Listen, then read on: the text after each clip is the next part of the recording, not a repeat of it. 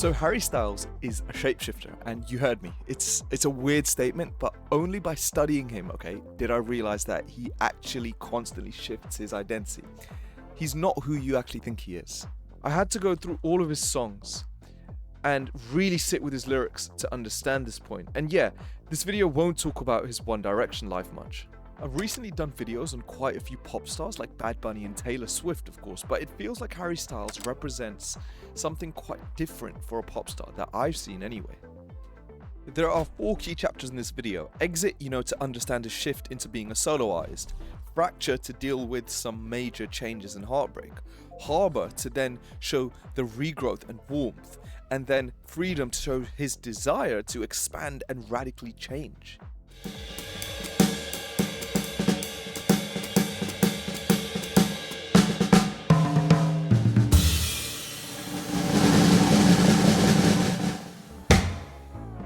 When Harry started his solo career, I didn't quite know what to expect, and to be honest, what came after was very surprising, I would say, very surprising.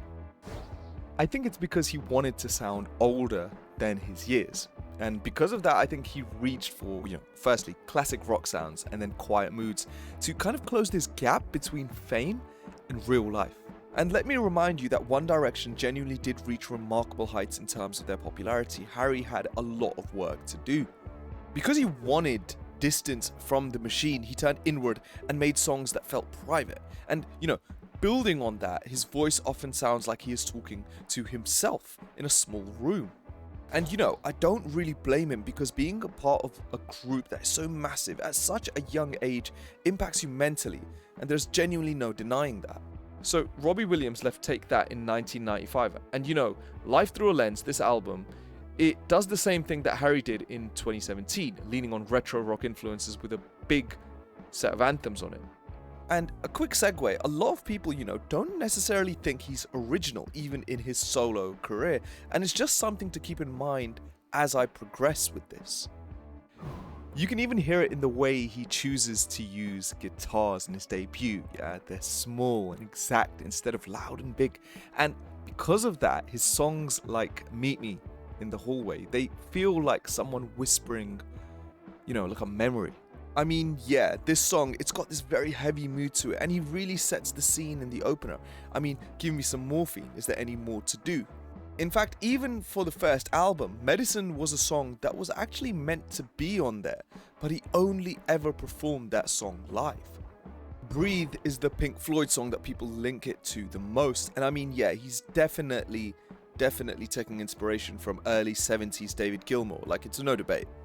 And if that wasn't enough proof, the song Two Ghosts from Harry featured the lyric, we're just two ghosts swimming in a glass half empty, and that takes from Pink Floyd's famous line, which is, we're just two lost souls swimming in a fishbowl.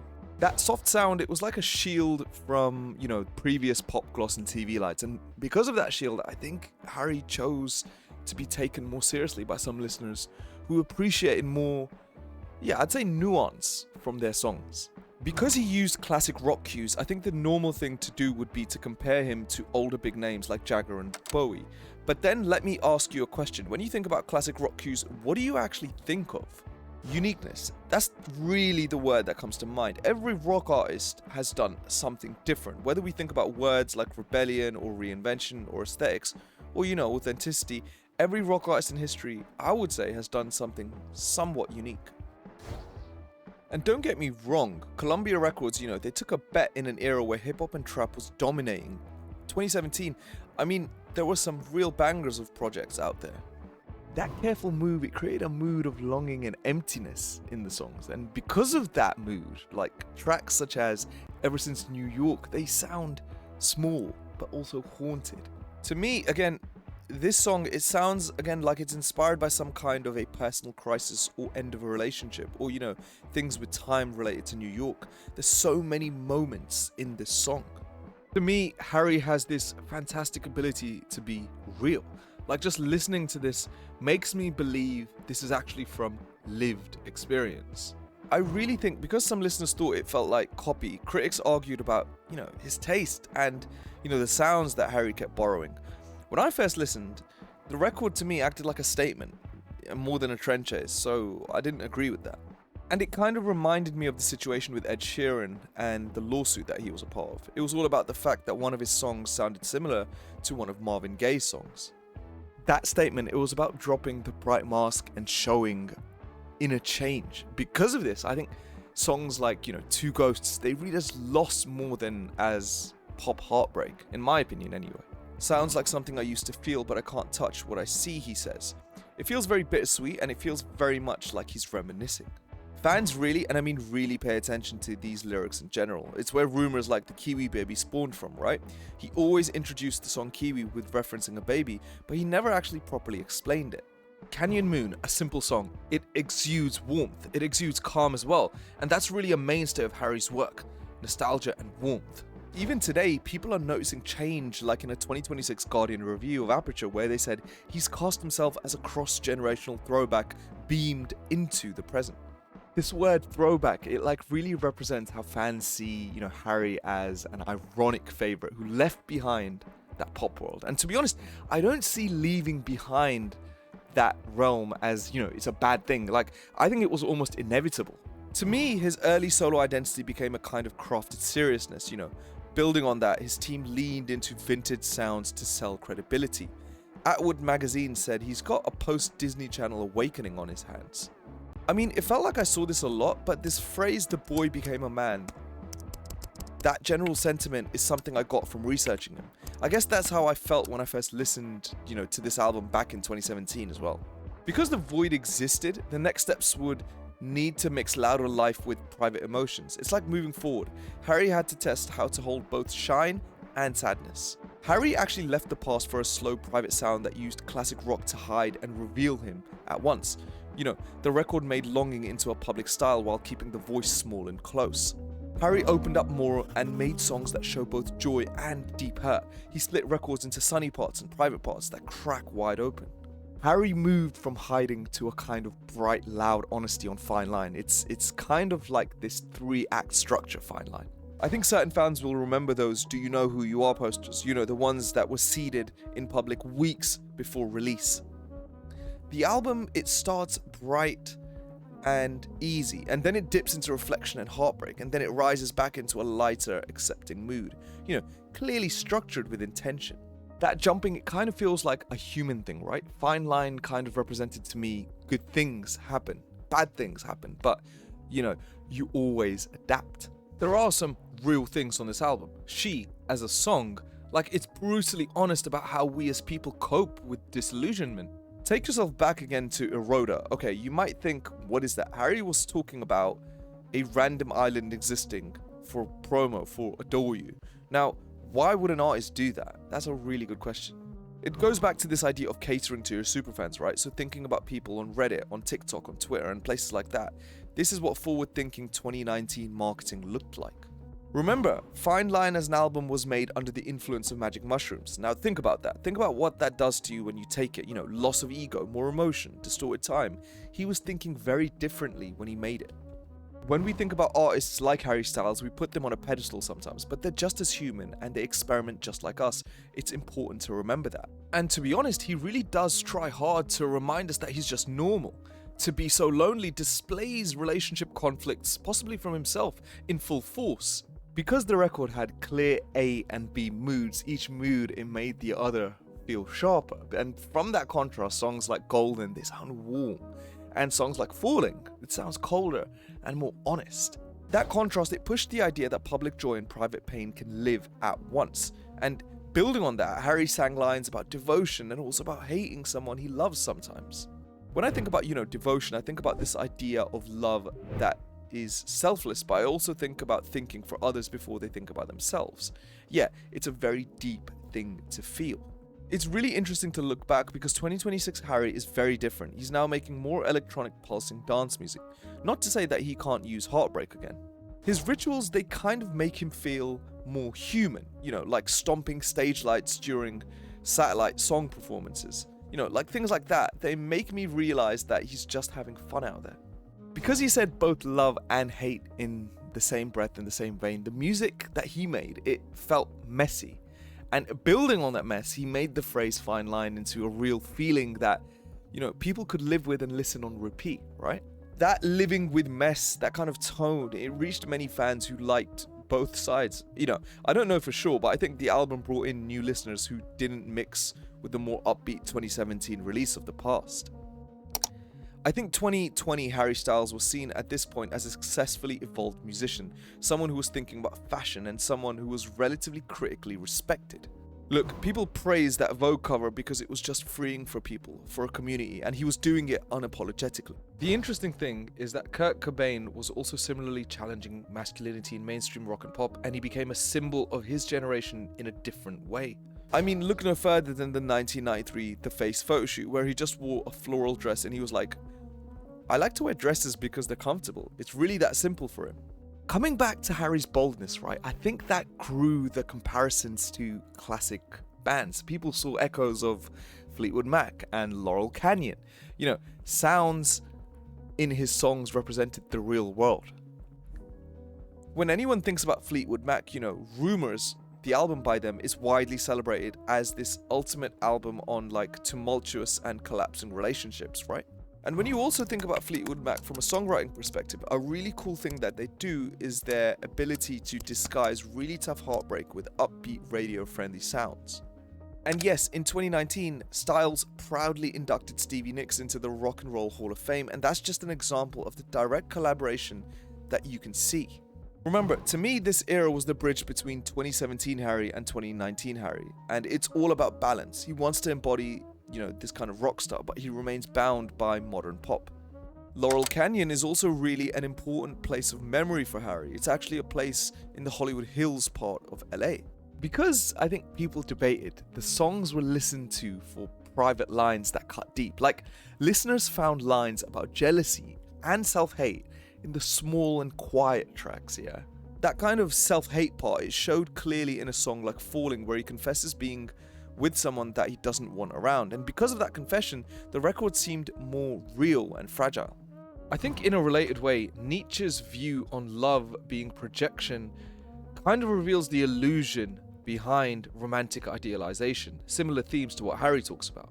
It applies to Fine Line because it's basically a great emotional case study of those ideas, right? Intense attachment, disillusionment, and self-examination. Because that fragility was real, right, he mixed it with these kind of showy moments like Adore You that still felt heartfelt. Really, his voice could hold both swagger and sorrow, and I love that. That to me made the record feel like an experiment in truth and image at once, and because of that experiment, listeners saw him testing how to be both a star and a human with cracks and flaws, right? Yeah, he showed cracks. His fashion and silence, they later became, part of the story. His look and quiet, they were read, to be honest, from people as choices to protect his own private sanity, I think. And this story, it's actually kind of interesting. While rehearsing for, the Today Show in February 2020, right, he wore this kind of colorful cardigan by J.W. Anderson, and it just went viral. The designer of the cardigan released the official pattern online, and it actually now is in display at the Victoria and Albert Museum in London, which is crazy. To me, what this showed was this idea that, he has superfans, and that's nothing new, but it's about this power that he has to bring people together, and especially in a time like COVID. And I think it's important not to forget that about him, and it's often lost. That openness to me meant he kept working on songs that mixed intimacy, joy, and care.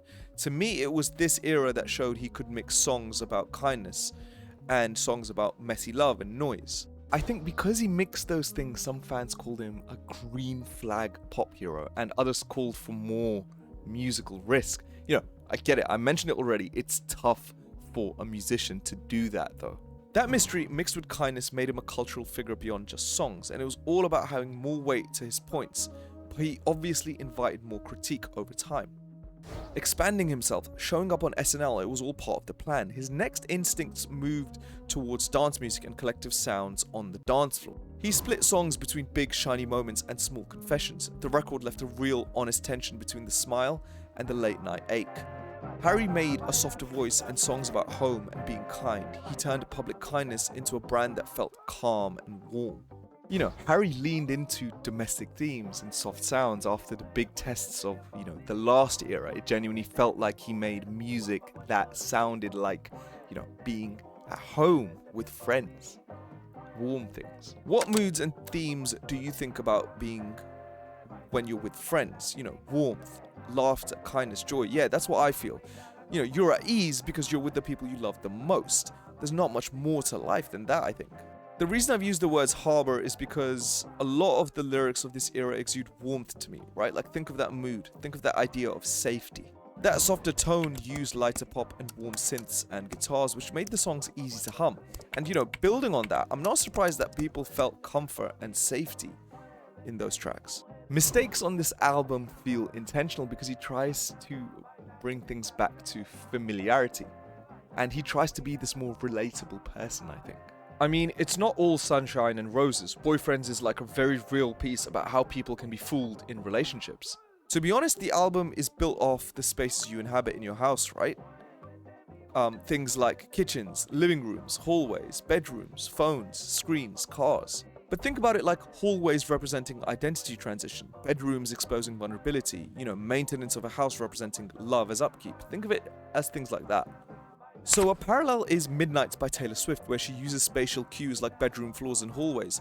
But she's also got, you know, self-narration, and she's got movement without leaving these spaces and thinking about memories. So do I like this idea about, oh, he's only making reflective pieces? Yeah, look, I like it because it shows us, you know, often a very different side to his projects than what he did before. And I think he does that to help with relatability, like I said. And I don't think it's bad. And this relatability, it really worked because As It Was became the longest running #1 single of 2022 in the US. Yeah, 15 weeks. He has moments on As It Was where he names himself in third person and he's observing himself in the way that the public does, right? He's got these self-critiques on the track. I think as he grew, his manner and kindness, they got as much attention as his music, you know. Building on that, the slogan, treat people with kindness, it's a song as well. It became both an anthem, right? And a public standby at this point. If I think about it, treat people with kindness started off with Harry Styles merch in 2017, but it represents this idea of branding and behavioral framing, really. Another one of his lessons is like the song Daydreaming, which is a warning about the idea of intensity versus stability when being with someone. You know, it's because people found meaning that this kind of soft era still showed some real vulnerability about, you know, loss and moving on. And Harry's House, it felt like an extension of gentleness, but with, I don't know, some kind of grown feeling. Again, on Music for a Sushi Restaurant, he's using metaphors. He's talking about fried rice, sweet ice cream. He's talking about coffee on the stove and telling people, I could cook an egg for you. It's very vivid. I mean, I'll be real, it's those details that make you believe, right? And it's a big part of why I think Harry Styles has had that long-standing power. He's one of those few musicians that is willing to take the time, and really take the time, to divulge that kind of detail. And here's the thing about his Love on Tour. You know, he didn't build the whole house on stage like J. Cole did. He was a very different person on stage in that approach. Remember, the Forest Hills Drive tour was about J. Cole's childhood home, so it was all about houses, but in a different way. It was about community, it was about his lyricism, it was about very different things, even if it all related to a home. His live performance idea was very different. It wasn't about set design, it was about behavior in his tone, right? He's trying to turn the stadium into a gathering, a big version of a private room. And he was trying to do something slightly different to J. Cole, but also kind of similar. And speaking of a private room, it's about songs like Keep Driving that talk about small details, but still have metaphors that everyone can recognize. Because of this kind of safe reputation, his ticket prices and tours, they got huge demand. And yeah, new scrutiny in the future, like far future-ish. You know, building on that, some people questioned if, you know, high prices matched, you know, this soft, caring image that he was portraying. I can see why that price debate forced questions about access and whether kindness can be for everyone. I get it, you're just a fan and you just want to see your favorite artist perform. Why should you pay exorbitant fees? Yeah, because belonging issues rose up, right? Harry tried to keep his public acts somewhat charitable and inclusive, and it's nice that he donated and supported, you know, small causes tied to music places especially. 78%, that's how many musicians made less than 15,000 USD in 2025, right? It is very hard to be a musician, let me remind you of that. That support for small music spaces tied back to his roots and made practical impact, and because of that he could show kindness in actions and not just words. Actions back up words, repeat after me. The kindness brand, it felt less like, a show and more like intention, and I really think it's why people saw him as this kind of rare example of a decent public person. Let me segue for a sec. I find it quite hard that, we as people, we sometimes idolize these entertainers, and on the other hand, we often don't see them as good people, which is kind of sad. The other really interesting thing about Easter eggs with Harry is this kind of idea of color theory. Much like how Taylor Swift models colors in a way, he did that in his own way too. FL here stands for fine line. HH stands for Harry's house. These tones, the lighting, the silhouettes, that's all part of the fine line era. And then Harry's house was pastels, like washed, staging brightness. Even apart from colors, one theme that Harry always pushes is hopefulness, and the song Matilda is a really sad but uplifting example of that. The arc, it was balanced because Harry's status as a public figure combined art and it combined kindness into this kind of single voice. And so building on that, his identity felt less like a persona and more like a path that I think people could follow. He turned kindness and softness into a public brand, right? While still keeping songs that felt real and somewhat domestic. The safe harbor idea that I mentioned helped him reach more people and act on small things that matter. Now, Harry stepped into bigger rooms and the dance floor. He returned with songs that asked for people to move and chant and be together. Harry moved from, I would say, quiet rooms into this kind of wide open dance floor, with a new record. To say that sentence in 2026 is strange, but I'll be real, it's not surprising. And we know that from Aperture. It burst onto the scene this year and he's literally ready to disco, like a serious shift. It's all in preparation for the new album. I think people have very, very high expectations for this album because he's now in a very interesting position. I personally think he's under a fair amount of pressure to prove that he's more than just the era that made him big.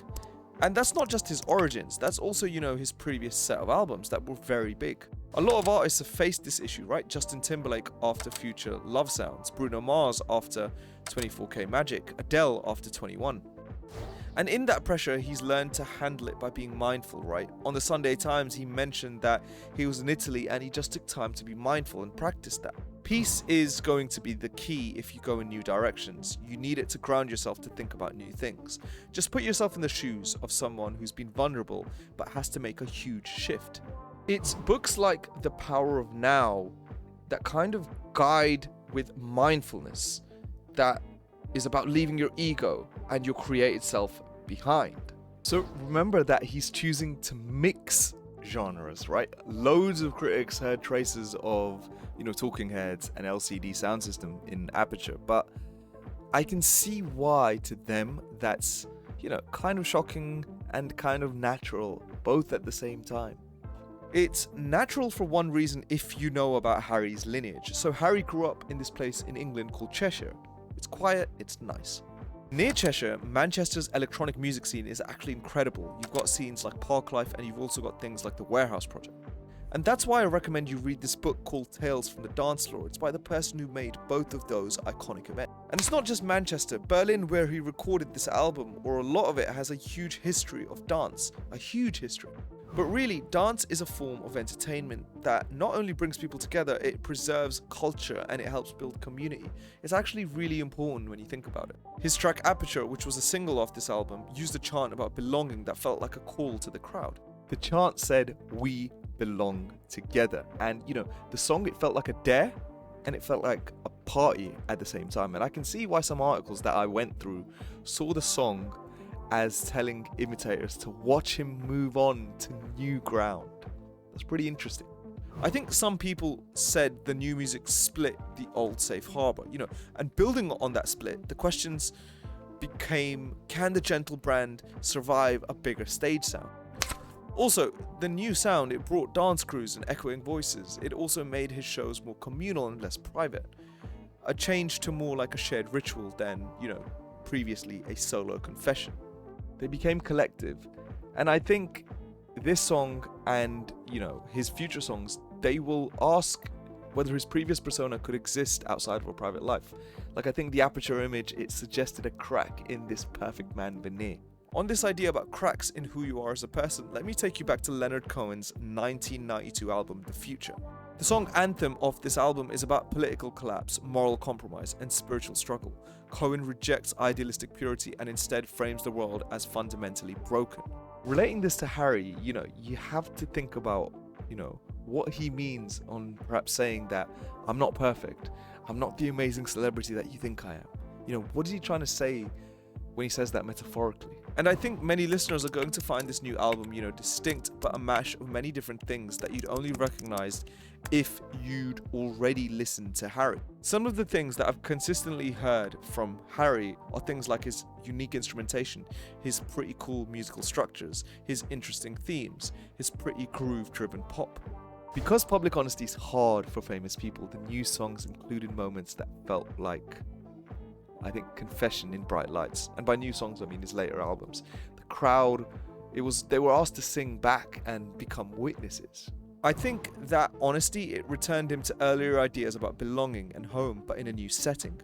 People's lives are many different parts that make them feel at ease and at home. That architecture, it began with soft shells and classic rock veneers, and now he welcomes, this kind of pulsing dance floor and chance. And because of that journey, the unresolved future, it feels full of possibility and risk for him. He moved toward the dance floor and he invited the crowd to be part of the song. The Aperture idea lets the past cracks through so new lights and sounds can come in. To me, Harry Styles feels freeing because he did what, he was supposed to do. He followed his own desires. He followed his own dreams. And he said, I want to represent music, the music that I like, in the way that I want. And I'll do it in my own time. And I'll be kind. And I'll show love to everyone. And, when I think back, he really, really achieved that. And for that reason alone, I can only really respect the man. And some people, they look at Harry as someone who wasn't radical enough. To me, though, Harry Styles is the person that was, is the person that was unapologetically himself without compromising any, and I mean any, of his own heritage.